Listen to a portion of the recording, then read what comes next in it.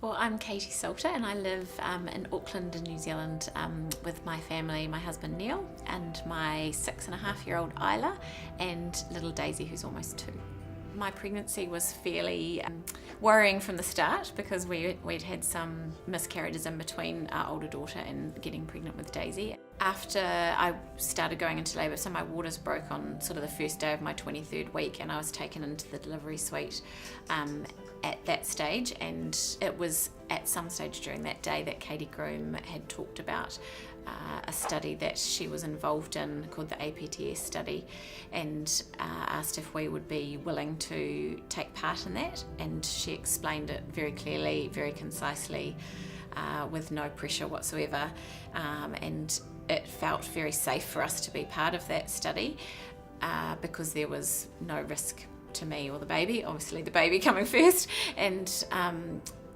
potentially could be really helpful for her being born so early as well. As part of the explanation about the study, Katie did say that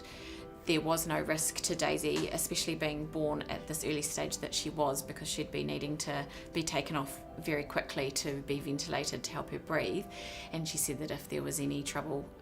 whatsoever with Daisy struggling to breathe or struggling in any way, they would clamp the cord immediately and she could be taken off. So that was very reassuring for us to know that that could happen, and she had to have a caesarean section. So I went into theatre late on that evening, and after she was taken out, that's when the delayed cord clamping happened, and that was probably the longest 60 seconds of our lives. I couldn't see her because I was lying on the operating table, and my husband was, I think, too scared to be down there as well. So we just had to, I guess, put our complete trust in these professionals that they would change anything that needed to be changed if Daisy was struggling, and we just waited. And it seemed a lot longer than 60 seconds, but potentially that was one of the reasons Daisy did so well, being born so early, and we have absolutely no regrets and feel really proud that she was part of that study.